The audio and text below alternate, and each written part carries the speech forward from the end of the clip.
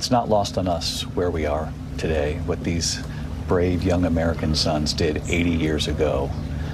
And we know what we're witnessing in the world right now, the wars, the deep divisions at home. What do you think these American heroes can teach us right now about meeting this moment? Stand up, tell the truth, serve your country. You know, imagine what they had to come through. I was here 30 years ago, came in on a landing craft. You could see from out there what they saw here. The idea that they got off those boats, they got off those landing crafts. Many of them died sinking in the come across that beach as long as it's just astounding. It's astounding.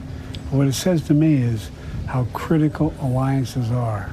How critical alliances are for our security. That was World News Tonight anchor David Muir sitting down with President Joe Biden in Normandy, marking 80 years since D-Day. The invasion of Normandy, when Allied forces stormed the beaches in northern France, was a key turning point that changed the course of World War II. President Biden is among the global leaders commemorating the occasion overseas, paying tribute to the thousands of soldiers who served on that fateful day. Joining us now from Normandy is Chief White House correspondent Mary Bruce. And Mary, I'm just curious, what is the mood like there today? It is really remarkable to be here, Eva. I mean, I would say it is a somber tone, as one would expect. It is hard, though, not to be moved just by being here. I mean, thinking this morning when we were making our way down here, walking through the path in the woods, and then it opens up and you see this remarkable cemetery. It is breathtaking. It really, truly does, give you this emotional pause. I mean, this cemetery goes on as long as the eye can see, and to think that 80 years ago today, more than 70,000 Americans stormed these very beaches, and it really was, a moment that turned the tide in World War II. 2,500 Americans lost their lives that day, many of whom are buried here behind me. But what really stands out today is the fact that you do have many who valiantly fought here and are back here today. This is likely the last major anniversary where many of those veterans will be able to attend. So to have them here, to see the president interact with them, to meet with them one-on-one is really just an astounding thing to witness. As the president told one of those veterans this morning, you saved the world. And they truly did. And they were just kids, guys. It's a good thing to give them their flowers while they are still with us today. President Biden is there. How is he honoring the fallen soldiers and veterans?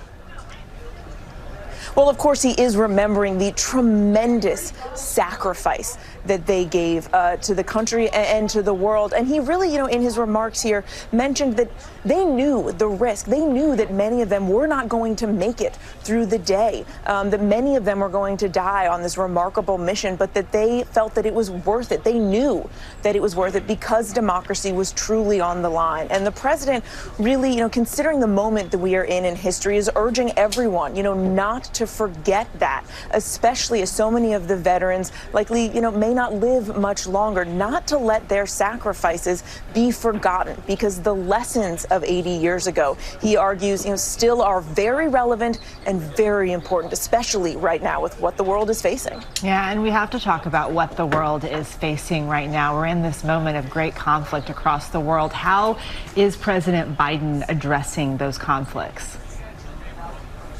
Yeah, while he first and foremost is here, of course, to honor those who fought here and lost their lives, the president also today really underscoring the importance of American leadership and the need to preserve democracy and to fight for democracy going forward. And he really issued a challenge to the next generation, saying they did their duty. The question now, will we do ours? The president saying we will not give in to bullies. We should not give in to dictators. All of this, of course, coming as the president is trying to rally our allies to continue to help defend Ukraine against Russia, which we know has been gaining ground. The president expected to sit down and meet with Ukrainian President Zelensky, and he is using this as a moment to urge allies to once again come together to protect democracy going forward. ABC Chief White House correspondent Mary Bruce, thank you. Mary, thank you.